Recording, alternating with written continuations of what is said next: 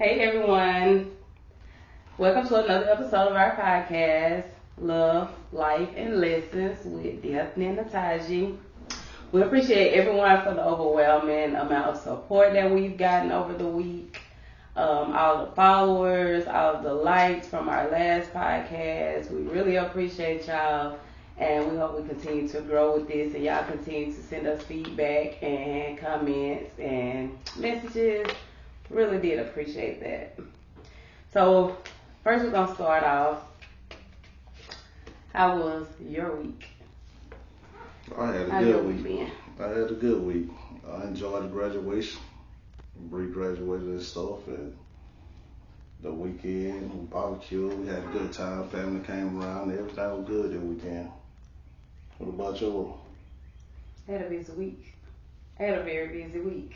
Yeah, we both did. Monday we went to Demir graduation. He graduated from 6th grade. And then when I got done with Demir graduation, I had to come home. I had two heads right after his graduation. As soon as I got done braiding hair, I had to go to a band banquet for Madison. They had the end of the year band banquet. And like Tuesday, I went to Nas graduation. Then I had hair after that. Wednesday, I had two heads. Then I had to get ready for graduation. Thursday, Bree graduated. That was a busy day. Mm-hmm. Friday, we had a little barbecue at the house. Everybody came. Oh, yeah, y'all. Thank y'all for showing up for my baby for, like, her graduation, for her barbecue. She had so many cards and congratulations and stuff. So I really, and I'm sure she does too, appreciate everyone who came out and supported her. And even if you didn't come, I appreciate you for congratulating her for, a job well done and everything in between. Like, it really meant a lot to me and her. So, yes, thank y'all so much for that. Saturday was May Day, which is yesterday. We hung out in the town where I grew up in, Citrus City. They do a May Day there every year, and it was really nice. I saw a lot of people that I haven't saw in a while. I went to my grandma's house and just fellowship with my family and everything. So yeah, I had a busy week, and I'm super tired. Just wanna chill, lay down. Yeah, well, overall we were real busy though. You had my day in the yard and doing flower beds and putting mulch down and sweating and tired and it worked a mess out of that week. Like I was out on the field or something. Good. Me and Demille. She was like working, you know what I'm saying? But we got everything together, everything turned out good, around the house and stuff like that. So what was the highlight of your week this week? The graduation. I enjoyed the graduation. Man, that was nice, man. Like, when kids up there crying and stuff, and they giving their speech and stuff, had me up there crying, man. And I don't even cry like that, baby. You was crying? Yeah, I shed a tear too. I didn't see you. Yeah, I was trying. Because my eyes was so sweaty, I couldn't see nothing. Yeah, Madison sitting behind me crying, everybody just crying, having a good time. Nah, Madison was being silly. She was crying too. She was crying. Yeah, she cried. Madison woke up Thursday morning crying. She said, Mama, she said, what did she say? She texted me and said something, but she was crying when she woke up. Right. So she had been crying all day. She said she ain't ready for Bree to go. I don't know if she thought Bree was graduating going straight to Tuskegee or what, but she said she ain't ready for Bree to go. Bree her home girl. Right. But that was my highlight though, the graduation though. It was nice. It was a nice graduation, man. Just want the kids to go do their best and like Posey said, man, just go down there and have a good time and go through school the way you're supposed to. I like that was the highlight of my week too, just seeing my baby cross the stage because it was so heartwarming. Because you came in 2015, even though we started talking 2013, I'd say you came in like 2015. Mm-hmm. So Madison met you first in 14. Right. She did meet you in 14. Right. She was like, she was 2. It was before she turned 3, so she was 2. Right.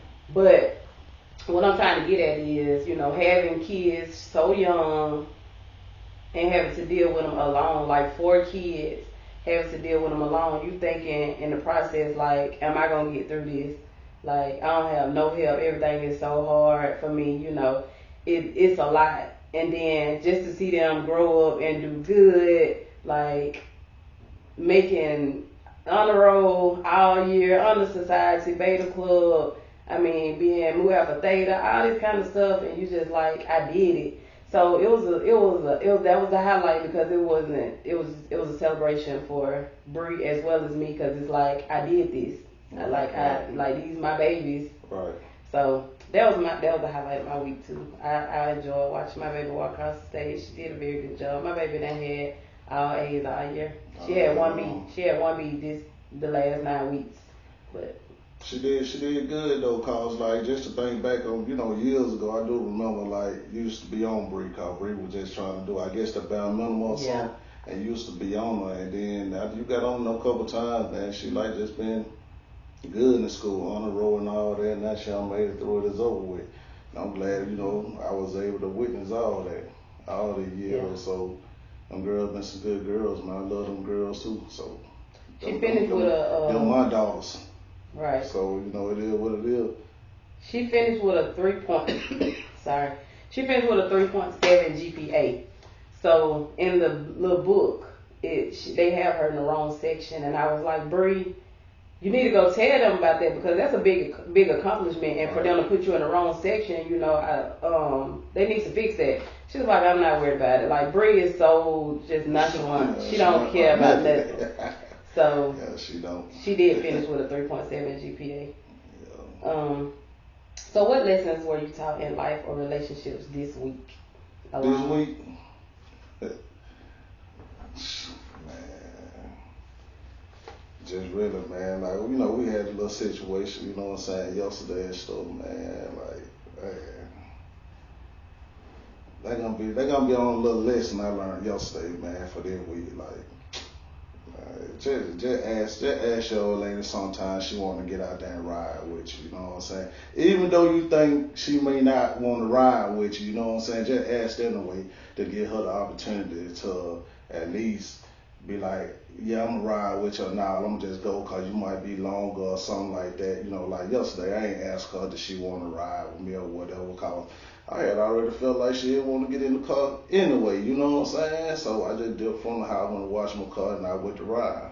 So I went out the way where she was. She said I should have just asked her, you know, she can ride with me or something like that. But I took it upon myself and not to ask because a lot of times when I asked her if she want to ride with me, she like, nah, I'm chilling. You might be out gone all day or something like that. I ain't going to be out long. I'm going to go home. But that's a lesson I learned. Just ask anyway, man.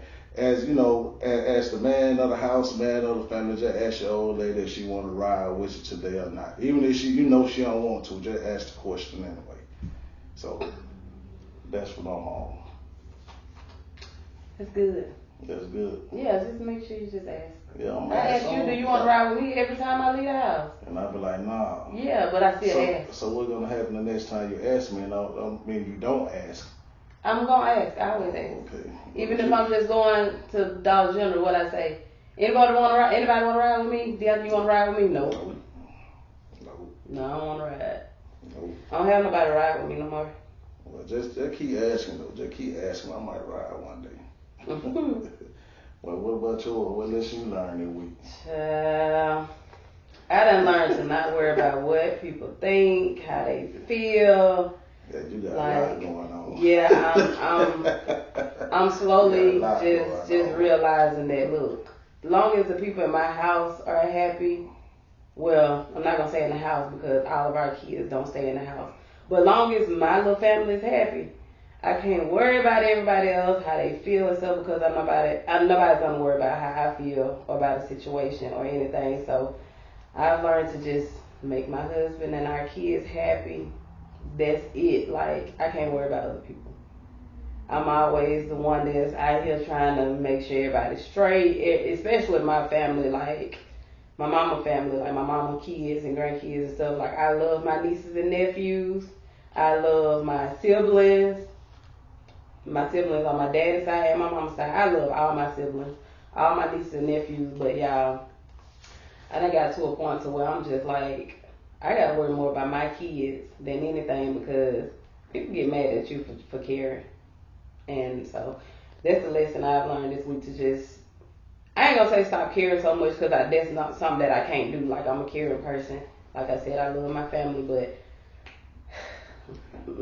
So what you mean by just like staying in your own lane, or what?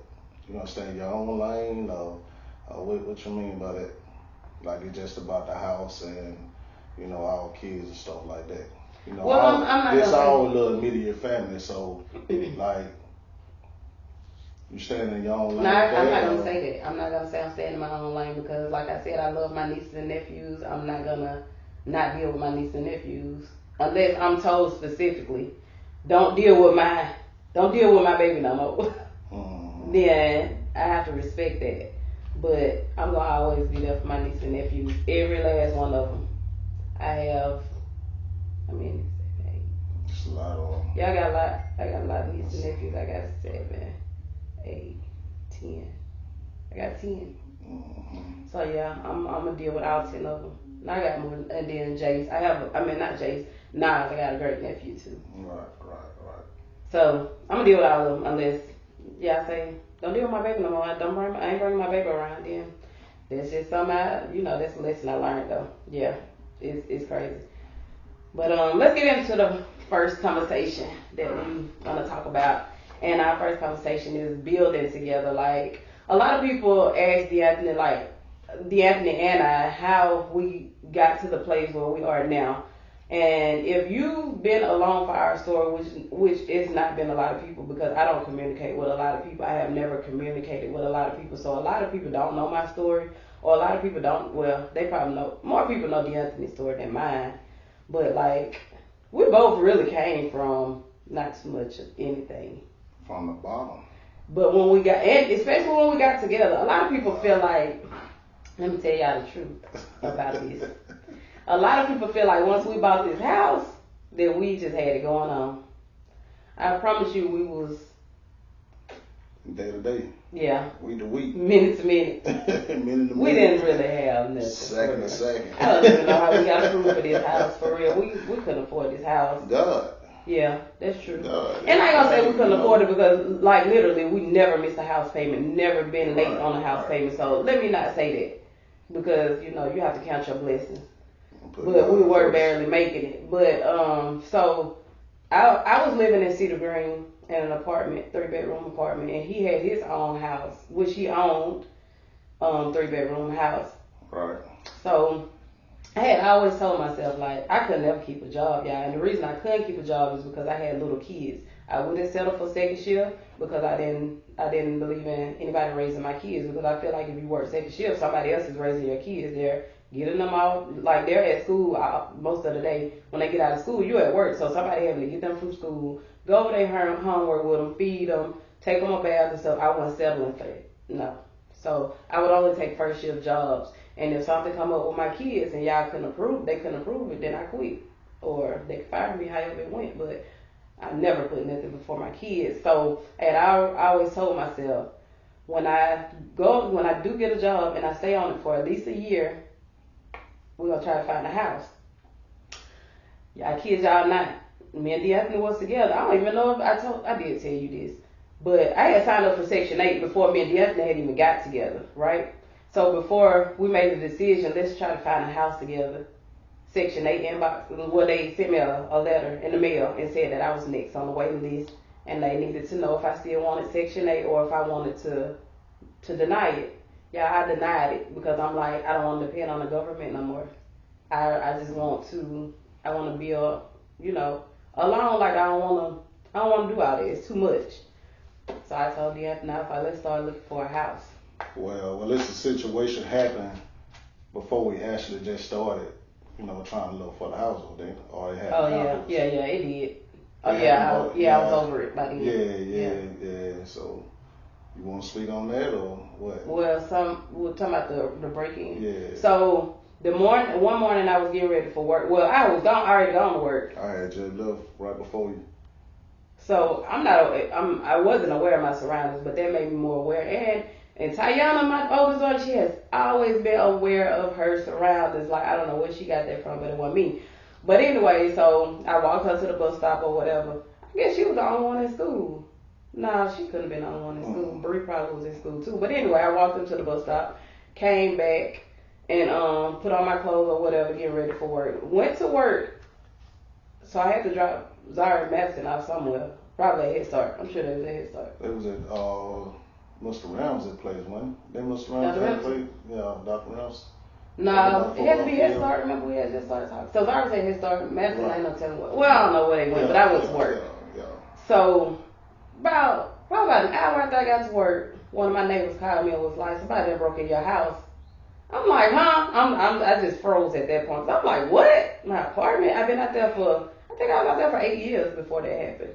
And she was like, "Yeah, somebody broke into your apartment." So I left work. I didn't even clock out. I told them I'd be back. I called Anthony, of course, told him what happened. He met me out there. So what it was is they were knocking on everybody's door. So once they said, "Who is it?" they would go to the next apartment. Me, I was gone. So once they heard nobody, they went around back and went in through the slide doors. Tayana told me that she saw the car out there that morning when I walked up to the bus stop. She told me she saw the car. She always sees stuff. I don't pay attention. But apartments are scary to live in because you never know who's watching you and stuff, you know. So they did catch them before. I mean, my neighbors were on top of it because they alarmed them basically when you're knocking on people's doors and they saying, "Who is it?" And you go to the next door. So one of my neighbors, they seen them coming out with TVs and stuff. So they called them. We got our TVs and stuff back. But after that, you know, you just feel violated when something happened like that. So I was like, "Yeah, we gotta go."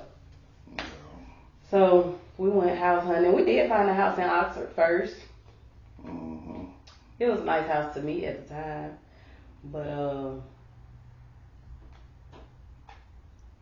it was a nice house at the time, but it wasn't moving ready. I didn't realize that at first, because like I said, I had never bought a house. I'm just ready to go at this point.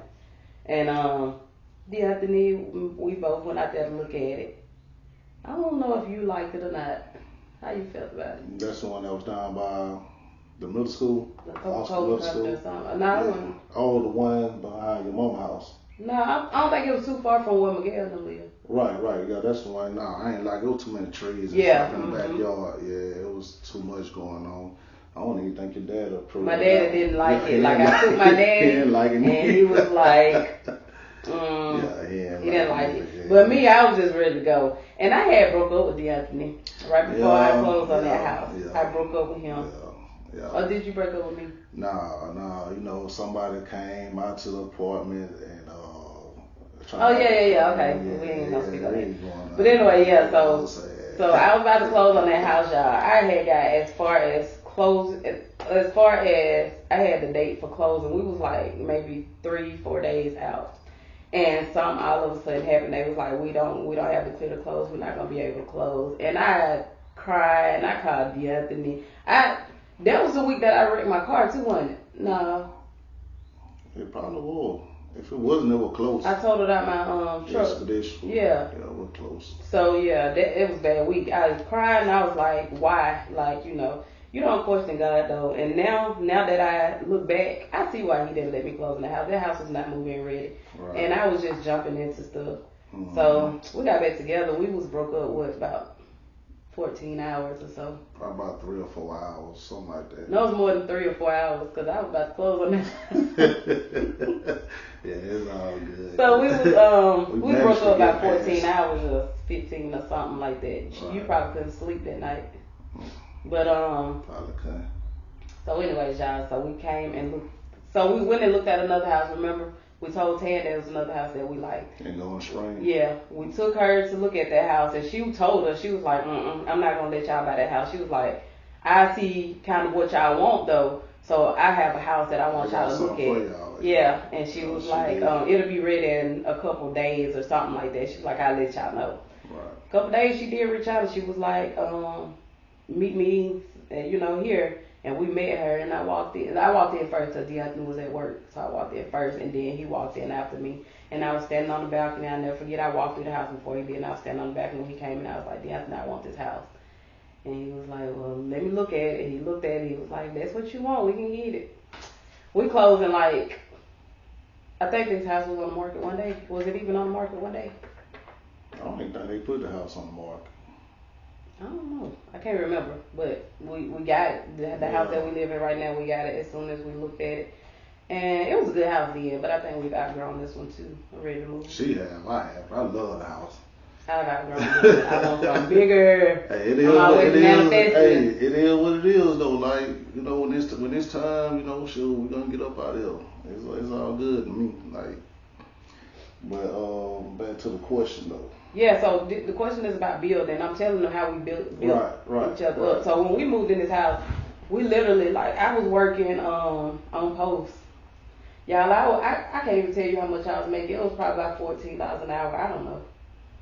And D'Anthony was making, sure, probably about like $16 when I went to Vulcan. But how I got to that point was, to be honest with y'all, like,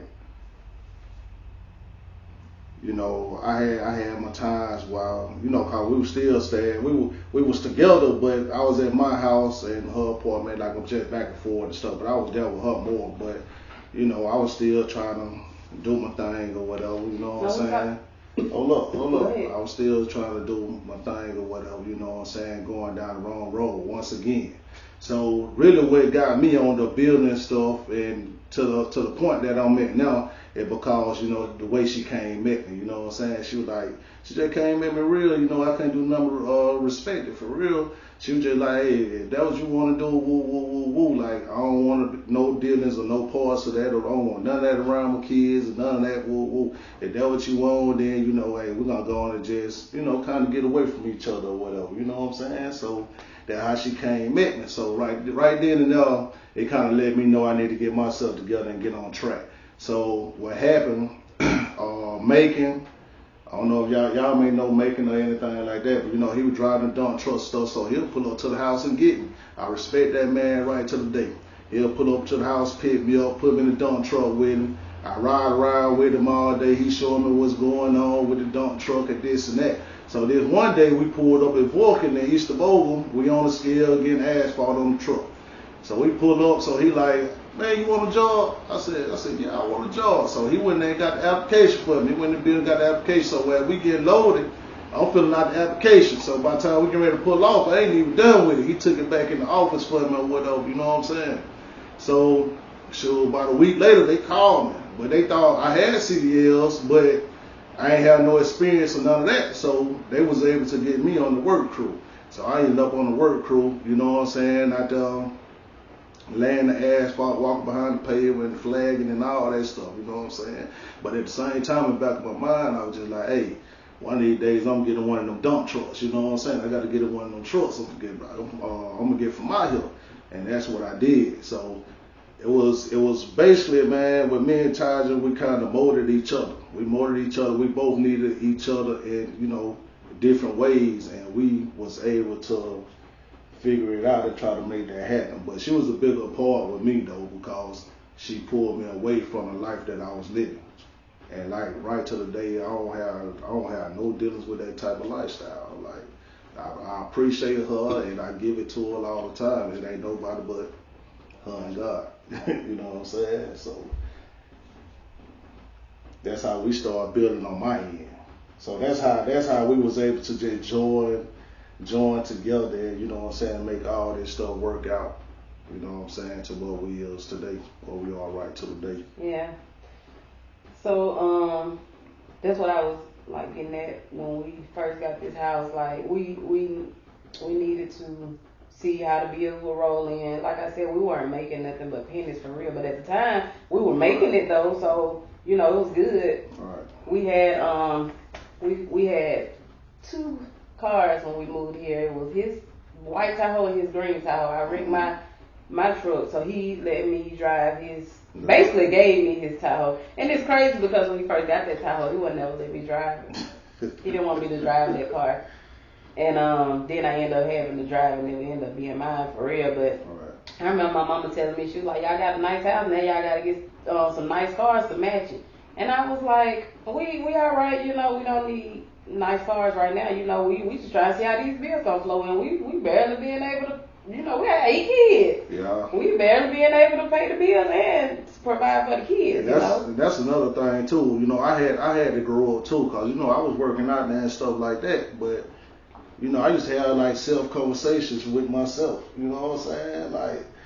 Like one day I just told myself like, man, you know, these folks give me a drug test. I'm go home and tell how I lost my job because I've been trying to smoke. So, you know, that was one reason I quit that and got, you know, came along like, you know, I'm going to have to do this because, you know, I got a whole family at the house I got to take care of. I can't be out here living like this no more. Like, I'm too old for this. So, sometime in life, you got to just know when it's done, man. It's over with. Like, man, you got a whole family out there that need to be took care of, man. And you out here doing dumb stuff and living, trying to do this stuff. Fit in and all that, man. Let some of that stuff go, man. If you don't need to let it go, man. Put your family first, all I'm saying. Yep. Put your family first, man.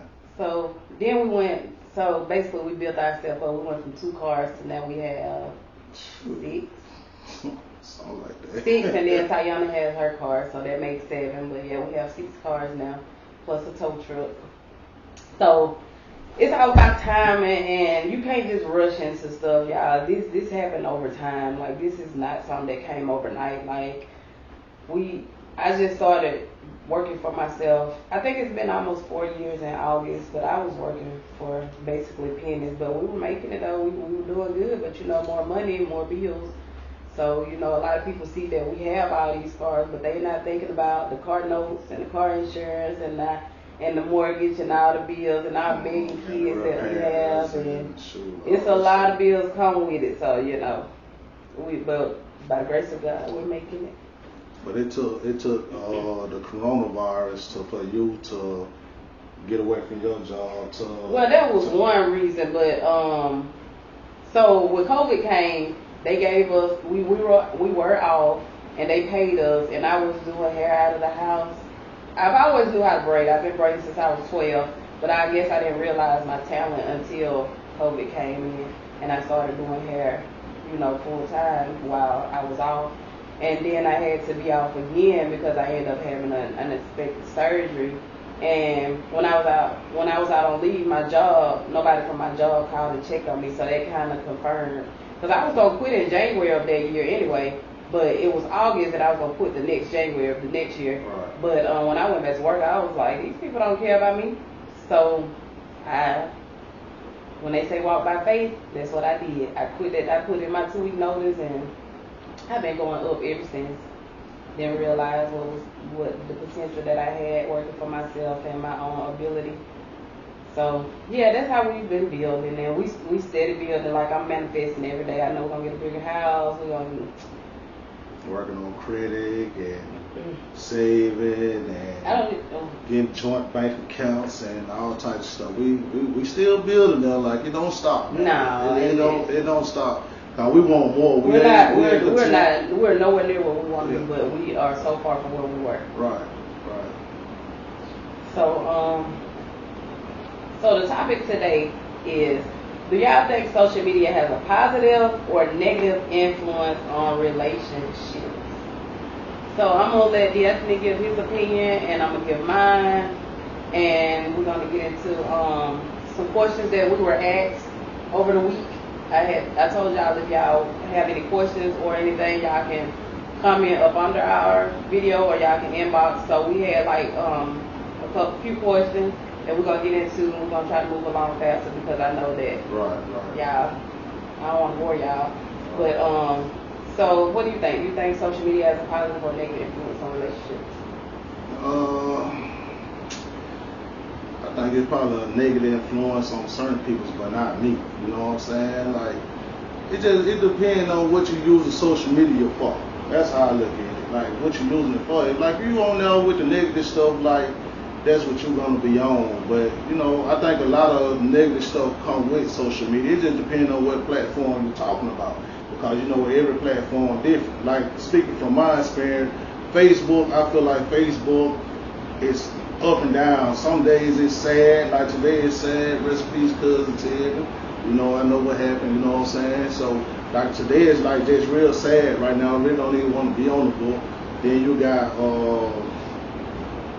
Snapchat, you know, everybody doing whatever they doing, it's cool.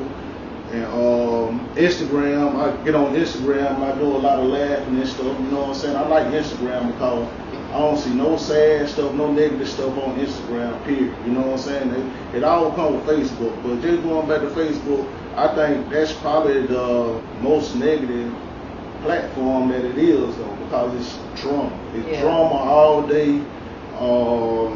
Like I said, 1 minute it's sad, 1 minute you're happy, 1 minute we all against each other. Next minute they, you know, everybody beefing and violence and like that's probably the worst one. You know what I'm saying? With just Facebook, that's the only one. But positive, like I said, depending on what you're doing. Like most time I'm on Facebook, I'm on Marketplace, so a lot of stuff I probably won't even see anyway. So it just depends on what the people using it for. And I don't use it for nothing that's negative. So hey, each his own. I don't know. What about you? You feel like that? I feel like it does have a negative influence on people who allow it to have negative influences on especially relationships. Snapchat can be a little tricky because, you know, messages delete after a certain amount of time. Right. So if you don't have a significant other that you can trust and you see something in their messages from somebody that you might know of or know they done talked to before and they has deleted, like it can be a little tricky. So that could be the negative side of things. We don't go through that. I mean, you got the passwords to everything that I got. I have the passwords to all your social media, everything that you got. So, of course, we don't have that problem, and we don't go through each other's social medias and phones and stuff. That's stupid. But, yeah, it could definitely have a negative influence or impact on relationships. But I just look at it like you got to be putting yourself in a position. That's what I said. You got to put yourself in a position for somebody to, you know, be reaching out to you to make you do something negative. Well, I mean, you got people that will act on it. You do have people that will act on it. It could have been from your past relationship, it could have had a negative influence. That's how we start talking. So come on, let's be real. Yeah. So that's negative. Yeah, you're right. Like, back then, y'all, like I said in the last episode, the last you know, show we did or whatever, like, you know, I was on it back then, so you know what I'm saying, it's different from them though. Like, well, you gotta have a different mindset too. Like you gotta be strong. Like I'm friends with a lot of men on Facebook. Most of them I know though. Most of them like family. But I'm friends with Instagram. No, I'm not friends with a lot of locals at all. Like I follow a lot of celebrities on Instagram. But I'm friends with a lot of men on Snapchat. But nobody disrespects me and nobody disrespects my relationship or my marriage because I don't allow it. Like I take my marriage very seriously. So ain't nobody gonna inbox me nothing crazy. Like if I get an inbox from a dude, it ain't nothing crazy. Like Deanna can always look at it. We see everything that one another do. So it ain't never like since I've been with him, it ain't had a negative influence. Yeah, people have inboxed me and said crazy stuff, and he know about it. But recently, no. So it can have a negative impact on your relationship, and I don't see it having a positive impact on your relationship because. For what? What are you doing that's positive that can help your relationship on social media? Somebody got to be just ready to go. If it come through and you ready to go, then they're going to go. But, you know, it just depends on how you carry yourself when it comes to social media and how you feel about your relationship with your marriage. If you ain't serious or y'all ain't serious, then you ain't going to have a negative effect. You know what I'm saying? It depends on you. You know what I'm saying? Sure. I had a cousin that tell me one time that she had to get off Facebook because Facebook was getting her in trouble. I don't believe that. I feel like she was getting her in trouble. If you delete your social media because you can't handle yourself out here when a man inbox you or when a woman inbox you, that got everything to do with you and nothing to do with social media. Right. Like, so I don't agree with that. Like, you have people out here that doesn't have social medias and stuff because they feel like their relationship is better without social media. And I'm not saying that it's all about messages too. It can be time consuming too. Like being on your phone all the time, scrolling social media, that's a negative effect too because you're not paying your partner attention like you're supposed to, or your kid, or get things done around the house or work or anything. So yeah, that can be negative too, not just relationship but life itself. Like social media can take up a lot of time. Yeah. Yeah, cause I know I be on my phone a lot. She say something every now and then, you know what I'm saying? Get what I'm gonna go back with, hey, you over there on your phone, like chill out, you know what I'm saying? But, you know, we good though, man. Like, but for other people, yo, they probably gonna wear their relationship down though, man. It just depends on where they at with their relationship or their marriage, whatever they got going on. I'm gonna be honest with you, man. A lot of people that ain't married or single or something like that, or they can have a little boyfriend, girlfriend, whatever. Yeah, they probably gonna tear y'all down, man. Cause a lot going on now. It's a lot of lust and everything going on that book, so you gotta be strong, man. Hey, just be strong, get your mind right. You know what I'm saying? Like for real. All they need to do is get their mind right. So what else you got on that? I think that's all I said with everything that I needed to say. If you wanna come up and build together, serious talk right now though. You wanna build together with your wife, your husband or whatever, man, when it comes down to the streets and stuff, especially the men, you know what I'm saying? Cause this is what I had to live by, and I was trying to jiggle 2-3 women at a time or something like that. Get what, man, you gotta kick out. You gotta kick out. So you kicking the 2-3 women at a time, but listen here, man. It's hard to take care of the house. So what you want to do? You want to take care of the house? Or you want to take care of 2, 3, 4 women? You want to come up and have something? You want to have something nice, a nice house, nice cars and stuff like that? Now you gotta let something go, man. You gotta let something go. You gotta let the drugs go. You gotta let the drinking go. You gotta let some of the women's go, man. And that's how you start building and get somewhere in life, man. And that's what I had to tell myself. Like, man, I'm out here messing with all these. I ain't gonna go there. Not when he was with me. Don't get it twisted. I'm talking about no good women and stuff, man. And I ain't getting nowhere. I'm over here with like, shit, probably $15,000, $2,000 in my pocket, man. I'm kicking them little hairdos and all this. Like, man, nah, man. So when I found something that, you know what I'm saying, that I really wanted to be with and stuff like that, when I found that with my tithe and stuff, I had to realize and stuff like, I'm gonna fall back from all of them. And that's what I did. I fell back. Got away from them. I started living righteous and stuff. So all this stuff that we do have, that's how it came about, because of, you know what I'm saying, I was able to control myself. You heard a while ago she said she broke up with me. She break up with me, you know, so I had to leave all that extra stuff alone, get myself together, you know what I'm saying. So y'all just think about that, man, and go with it, man. Just, hey, dedicate yourself to one lady and you'll see how much you'll prosper in life. And ladies, mean what you say, what you mean, and mean what you say. I always stand on business. Don't let nobody play in your face. Don't let nobody give you no whole bunch of lies and say one thing and do another thing. Like, stand on what you say. If you say that you don't want to be with somebody who sells drugs, stand on that. If you say you don't want to be with somebody who smokes, stand on that. If you say you don't want this, you don't want that, stand on that. Don't let nobody have stuff in your life. And before I met D'Anthony, even when I met him, that's what I was allowing, you know. And once I done been through so much in my life that I'm like, okay, this is what I'm dealing with, this is what I'm not dealing with, and I stood on it. And I'm like, you know, I'm okay with being by myself if that's what I got to do. And I guess he was like, well, I'm gonna change then, and that's what happened. Because she would have allowed it. Guess what? I've been doing the same thing. Yeah. If she would have allowed, I was gonna do the same thing. So she put her foot down. A man is only gonna do what you allow, and a woman right. too. A woman gonna do what you allow her to do too. Right, yeah. So I mean, that go both ways. I'm not just speaking negative on men. My wife put her foot down, and I had to get with it. Either get with it or get gone. So I know what she was about, so I had to get with it. And plus, I'm raising girls, trying to turn them into women that don't take no mess from a man. So that's my girls are my biggest reason. So that's why I live the way I live and do everything how I do. So we had a few questions from last week. So let's get into them. Let's answer them questions so we can get y'all out of here. So I'm gonna ask the question and let Natasha answer. So We are going to answer. I'm gonna answer some more. All right, the first question gonna be: do you guys, as a married couple, deal with co-parenting with y'all baby mamas or baby daddies?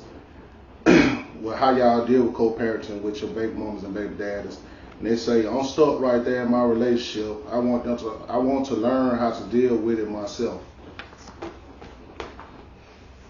So you want me to answer that? Yeah. Okay, so me, I don't deal with co-parenting. I'm my own co-parent. So on my end, no, definitely don't have to deal with a co-parent with me. So basically, it's just me. You know, I basically make all the decisions when it comes to my kids. Of course, I tell Anthony, you know, run stuff by him. I talk to him about everything. But as far as final decisions, of course, I'm gonna make those final decisions or whatever. So no, I don't deal with co-parenting with nobody. When it comes to D'Anthony, he does deal with co-parenting, which also affects me because, you know, I have to deal with what he deal with or whatever because he tell me everything. Some stuff I don't even care to know, but he gonna tell me. He gonna tell me everything.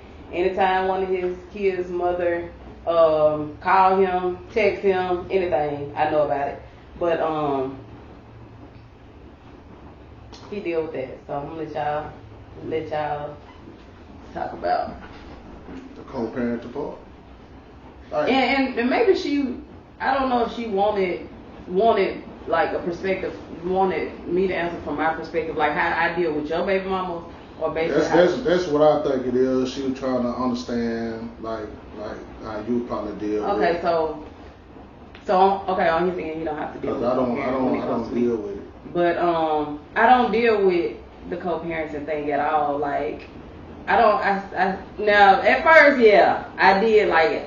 I done learned to just stay out of stuff and let him deal with it. And if he can't deal with it, then I might have input. But I don't talk to neither one of his baby mamas. I don't, you know, communicate with them negatively or positively. We don't communicate at all. You know, I've been around his kids since they were born. Basically, yeah. Since they were born, and I have never had to deal with neither one of their parents. And you know, we deal. But co-parenting can be hard. It can be hard in the beginning. So in the beginning we did go through a lot, but once you start to focus on the kids and only the kids, it makes things better. But he have to set boundaries. Like if he don't if the person that you're with, if he don't allow his kid's mother to disrespect you or disrespect your relationship, you say y'all in a relationship, disrespect your relationship, then it gets better. But if he allow it, then it's gonna continue. Like a lot of stuff was being allowed when me and D'Anthony first started talking. They was I don't know how to put that. I don't want to say they because I don't want to put both of them in the same category. But I feel like the kids were used on numerous occasions to control him and to control his life. And I had to. I don't think he realized it at the time. Like, hey, they trying to control your life with these kids. We can't let this happen. Either they gonna control you or you gonna control the situation. We can't do both. I can't have another woman controlling my husband. So it finally got in his head, and he can set boundaries. Now, does it still get hard? Yes, it does, and it gets hard for me not to say anything. But I allow him to say what he needs to say without me having to say nothing. Like I'll tell him, like, hey, you have to tell them, to stop doing this, or stop texting if it ain't about the kids, or which only one of them do that. Yeah, it's a lot about it now though. Like we kind of like the kids old enough now where they got their own phones and stuff like that. So I really don't have to go through nobody to talk to them, and I can just go pick them up whenever I'm ready to pick them up. So it don't got a whole lot better and stuff than what it was back then. Cause it was bad back then. No serious, it was real bad. It can get bad now though, for real. But I just try to stay away. To deal with the babies, and that's it. You know what I'm saying? But I can say one thing, and it probably gonna come as a shock to y'all. But I gotta shout out Dominique though, because one thing we have had our differences and stuff. But she has never, ever, and I can tell she haven't because of how the kids are, talk bad about me to her kids. Like, when her kids see me, it's always love, always respect. I don't care if they with her or not with her. It's always love, it's always respect. So, big shout out to her, because I know co-parenting ain't easy, and it definitely ain't easy when you dealing with somebody that the person was talking to while they was with you. So, I would feel some type of way too, but it's been like, 12 years, so yeah, about 12 everybody should have been got over there by now, but I can't say that, you know. He got good kids. All of them respect me, all of them respectful, so I don't have problems with that. But yeah, it does get hard, but either you gonna be in it, you gonna deal with it, and you gonna make him set boundaries. And if he can't set boundaries, then they're probably not the person that you need to be with. Because I'm telling you, it will make you walk away. But if you have somebody that's gonna set boundaries and help you out, then it gets better. It does. And my bonus kids are 13 and 12, and I've been around them since they were born. So we've been doing this for a while. So it's not gonna happen overnight. I'm telling you that. And you got to be strong to deal with the co-parenting thing. All right, the next question. It basically like talking about the same thing for real. We'll just put it out there and keep talking about it, I guess. Having a blended family, how has it been, and how do you work to make sure everyone is equally happy? Okay, I answered the first question. Like, come on with it. Oh, it's on me? Yeah. All right. That's cool. Well, dealing with a blended family, like, be honest with you, I never really thought that I'd be kind of in a blended family that I am like right now. But to be honest, it's been like the best thing that happened to me. You know what I'm saying? Like I said earlier, you know, I came a long way. From where I was when I, you know, met Natasha and stuff like that. And dealing with the kids and stuff like that, I've been able to watch them grow and stuff like that. And so kids done got older, and, you know, they respect me. They've been respecting me since day one. So that's been a big plus for me. And just like, you know, we all go out of town, we go enjoy each other, you know, eat out, you know, be at the house and all the type of stuff like that. When it comes to just equally though and stuff like that, man, it's like, man, whatever you got to do to just keep these kids happy and stuff when they're trying to keep them happy, school, Christmas, and birthdays and all that stuff like that. Just try to keep everybody on the same level in the same playing field. That's all you got to do, man.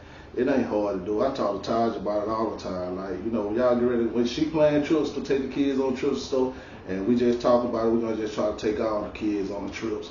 That means, you know, like, and sometimes, like, you know, I probably won't be able to take mine, or sometimes, like, I might just plan some. If some of them want to go, then they can go too. You know what I'm saying? So it all depends on just what it is y'all have going on. But at the same time, we try to do everything to make sure the kids getting about the, you know, the same amount of time, you know, same amount of money. We all doing stuff together and stuff like that. We ain't gonna do for one that we ain't gonna do for the other one. We ain't doing nothing like that. And there's a lot of us, but it be times where two of them might not go, or one of them may not go. But you gotta think about it. They getting older too. They ain't gonna want to run around with us all the time. So it is what it is. You know what I'm saying? Just try to keep everybody on the same page. That's all you gotta do, and you go through it. Okay, so what you think? Blended families are hard. And if I sit up here and tell you that it's not, then I'd be lying. They are hard. But when I decided to be with D'Anthony or marry D'Anthony, then I decided to be with or accept everything that came with him. And vice versa. If when he decided to marry me, he was saying, I'm not only marrying you, I'm marrying these kids too, because they come with you. I would be less of a woman to say, yeah, to deal with him and not deal with the kids, you know. So when the kids are number one or top priority, you know, of course our marriage is number one and top priority or whatever. But when you put the kids as top priority, also it works out. Like you said, some of them are growing, like they're all growing up. My oldest daughter, you might not see her with us all the time. I get upset about that a lot. I talk to her and I tell her, you know, come over here. I don't ever want her to feel left out, but it's not us leaving her out. She don't want to come with us nowhere. Now that Bree about to get ready to go off to college, a lot of stuff that we do, she probably won't be around us. Zara will be going off to college next year. She probably won't be around us, so that'll leave just one in the house and 4 on the outside of the house. So you'll probably see them more than you'll see the other 3 or the other 2 or Tayana right now. But we do try to go on at least one family trip together. Because it's hard going on a family trip with 8 kids. You know, because I'm the type of person, I'm a passenger princess. I don't like to drive. But when we take all of them, I have to drive. There's not a car in the world big enough for 8 kids and 2 adults. So we have to drive 2 different cars, and I don't like that. But, you know, that's what we have to do. So we try to take them on at least one trip. We are planning a trip, like, right now as we speak, for our family. I'm planning a graduation trip for Bree. And so we plan trips all year long. But, yeah, we try to take them on at least one trip. Because it's expensive, too, to take 8 kids on the trip. And 2 adults, it gets very expensive. So sometimes everybody ain't gonna be able to come, and that's okay. Definitely missed a lot of trips. It's just be me and my kids, or me and my sister. Me and my sister that been on the trip together, and we left the kids here with D'Anthony, and we enjoyed ourselves or whatever. So look, I don't have a preference with trips. I'll take a trip by myself, but I know D'Anthony ain't gonna let me. But I'll take a trip with anybody. Like in my family, I like when me and D'Anthony take trips together. But yeah, back to the topic. Blended families are very hard, and like dealing with, you know, the baby mama, or I ain't gonna say baby dad, because that's not even a factor. But you know, sometimes they allow them to go, sometimes they don't, and I'm just like, hey, we do what we do what we can, you know. So that's how that is. All right, let's go to the next question then. I don't want to take up all that time. We're working up on about an hour. Next question will be, what does marriage mean to you, and why did you get married? You asking me? Do you want me to go first? Yes. Well, I take my marriage very seriously, so marriage means everything to me. But I've always felt like I was a wife. I've never felt like I was a girlfriend. I've always had wife qualities. Like, I've never been the type that run the street. I ain't never been a heavy drinker. I've never been a smoker. I've always been 100 with you. Like, I'm always tell you the truth about everything. Like, so I've always felt like I have wife qualities. I cook, I clean up, I do laundry. I actually do too much, if you ask me. So, so I love being married. I love being a wife. I love being a mother. I feel like I was made for it. So of course, like it's easy for me. It was easy for me to say yes, and it was easy for me to do all those things. Like I really enjoy it. I enjoy being married most of the time. Sometimes I just be like, oh, he get on my nerves. Stop throwing these clothes in the floor. They go to basket. Or I be telling his mom, come and get your child. But no, I love my husband. And my kids, like, I go and I clean up their rooms, I do their laundry. I'm in the process of unspoiling them right now. So I've been trying to let them do their own laundry and stuff every now and then. But it just takes too long for them to do laundry, so I just end up doing it on my own. But yeah, I've always been, what was the second question? I ain't asked the second question. No, I'm talking about, and why did you get married? Oh, yeah. I got married because I just felt like I was a wife. I needed to get married. Somebody needed to marry me. Mm-hmm. And it was me. It was me. You like being married? I love being married. Okay. I'm going to answer that question too, though. Go ahead. I'm asking you, do you like being married? Yeah, I do. I take my marriage serious as well, though.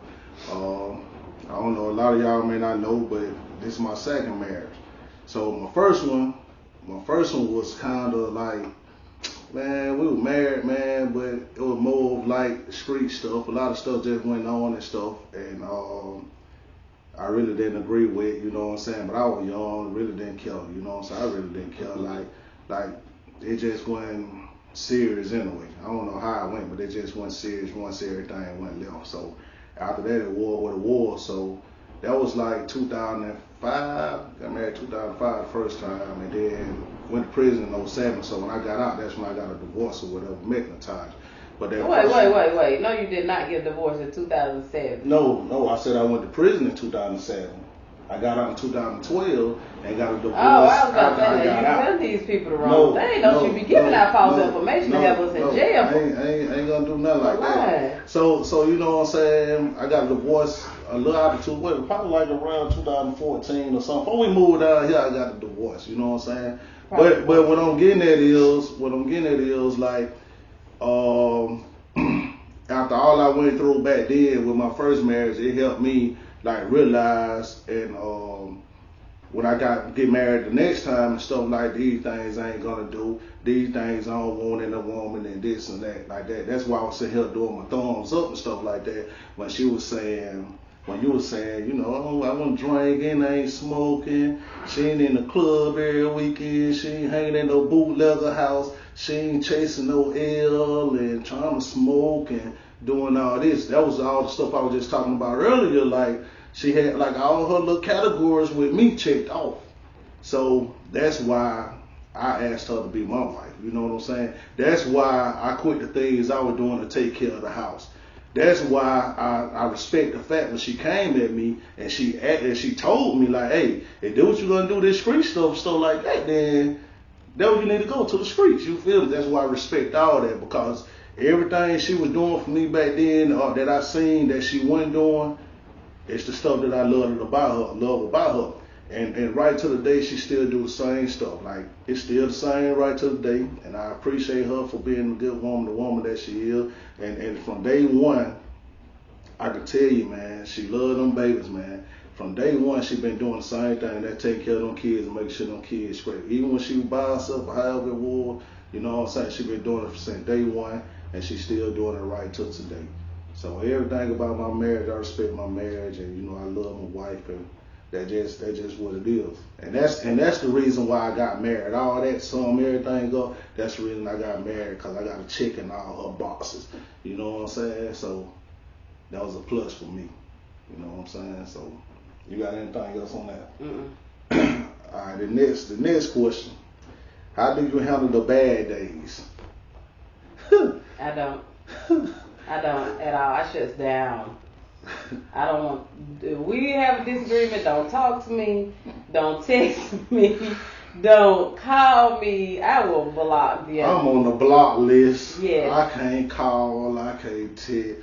I can't do nothing but come home and start trying to explain myself. We were just talking about this in the car earlier. You know what I'm saying? Like, hey, man, I be had to explain myself, man. You just be taking stuff and reading it the way you want to read it, but the way you read it, that's not how it went. No, that ain't it. So I gotta come home like I'm gonna do that. I'm gonna do that though if I'm in the right. If I'm in the right, I'm gonna explain myself and try to get her on the track, to get her to understand why I did what I did, or what it looked like, what it was, and I'm gonna let her know, no, that ain't what it was. You tripping, like you looking at it wrong. And I'm trying to explain to her like, we think different. You know what I'm saying? I don't know if you can look at it, I'm a male and you a female, but we think different. So we ain't gonna look at stuff the same way. So if anything cross her mind or flash across her face or something, and if she think the obvious, oh, she's stuck on it. So now here it is. I got to explain to her, to break it down to her, like, man, it ain't even like that.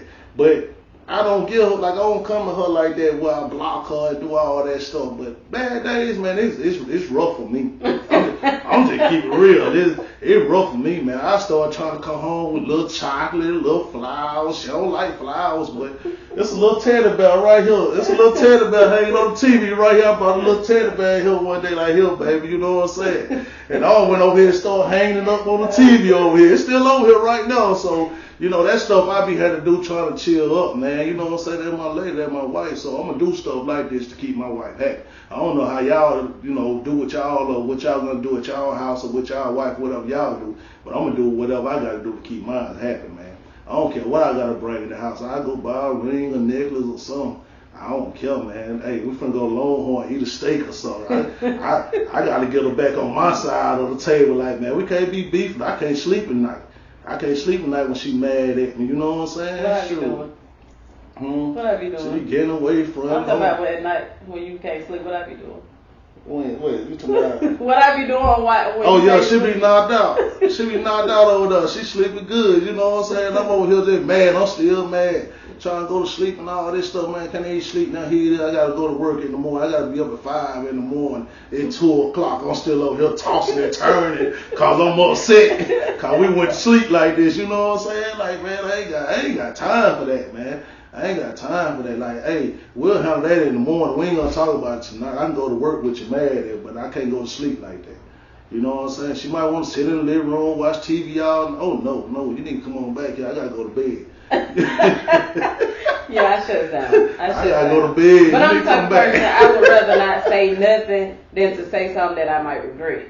So just give me time to calm down, and eventually I'll come around. I don't know how long that might take, but I'll come around. But before we even moved in this house, I told the Anthony, when we have disagreements or when we mad at each other, you go in there, you get on the couch, or you get on your side of the bed, you turn your way, I turn my way. We don't go outside of the house. I can't do it. You know, we don't do that. And this was when we was when we had 2 different houses. Well, I had an apartment, he had a house.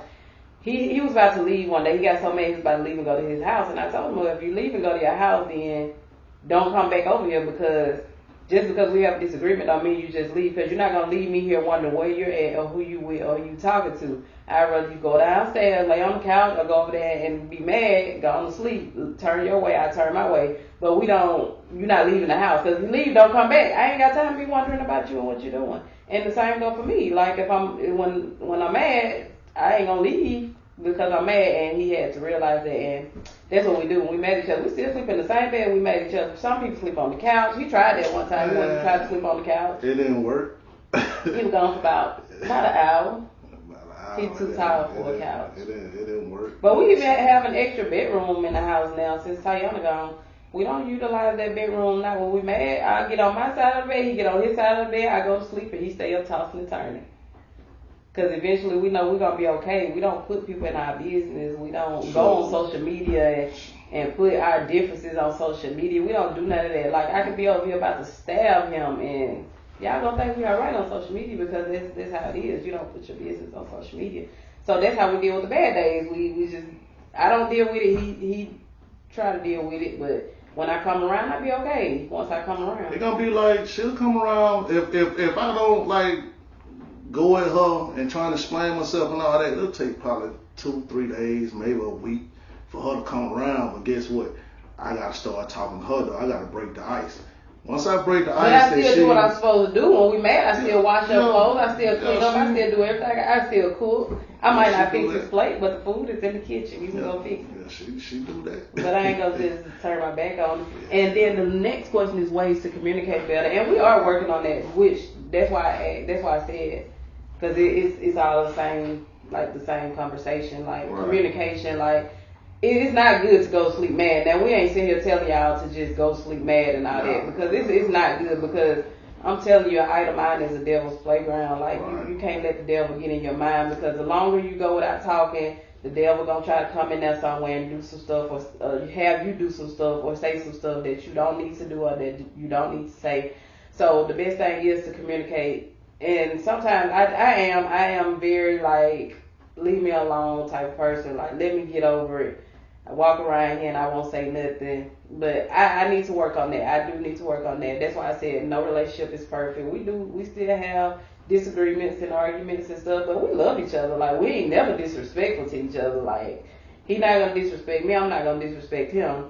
Like, that don't even cross my mind. I'm not gonna disrespect my husband, but I am a very standoffish person. When I get mad, I get mad. That's with anybody, like, not just him. But yeah, it's getting better. D'Anthony can communicate. He communicates well, but if I don't want to communicate, I'm not going to communicate. Like I said, I block him. If he keep texting me, I block him. So he won't text me. I block him off Snapchat. I block him off Facebook. I don't care what I got to do. If I want to talk, I'm not going to talk. I don't hear what you got to say.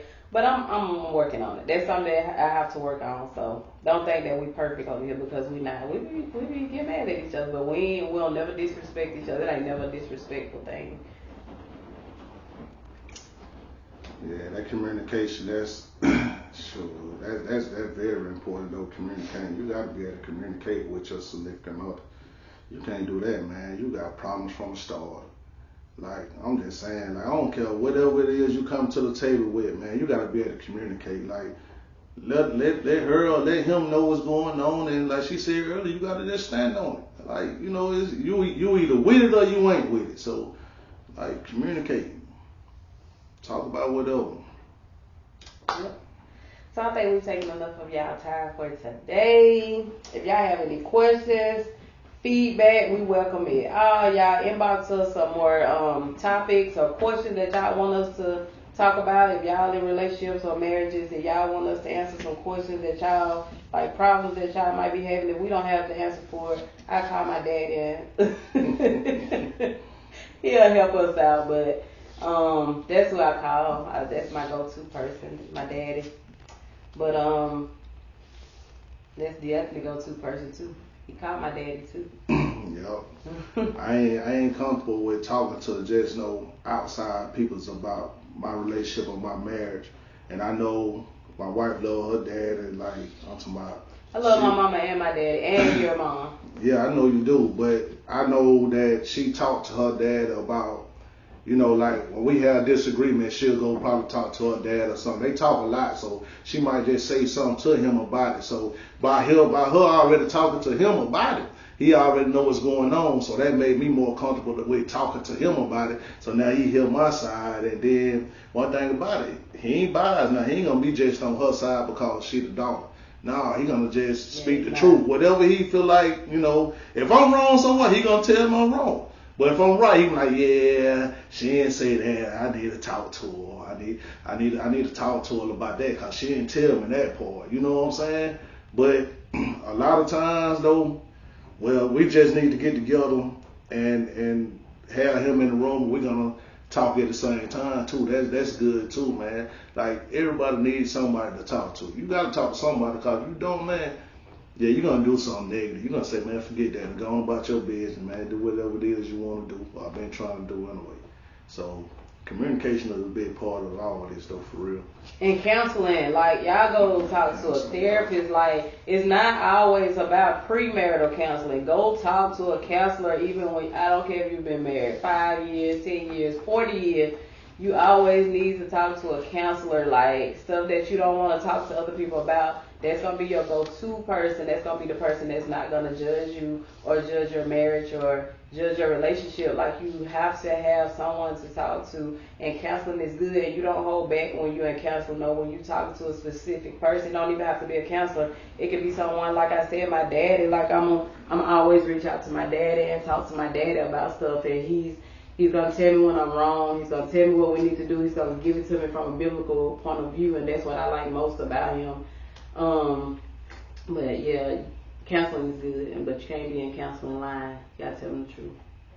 You got to give it to them. Got to give it to them raw. Yeah. But like I said, we done took up enough of y'all time. So, like I said, if y'all have any questions, any topics that y'all want us to talk about, anything that y'all want us to answer, about love, about life, or about lessons that we've dealt with. If y'all want to be a guest on the show, y'all want to come and sit with us and talk with us, let us know. Inbox us. We'll get the messages. I promise you, we'll get the messages and we'll respond. Yeah, I hope y'all, can take something from this show and learn from it, apply to y'all life, man. You know what I'm saying? I hope some of it help y'all for real. But appreciate y'all from listening to us, taking the time out and dealing with us. You got anything else to say? No, that's it. All right. That's a wrap.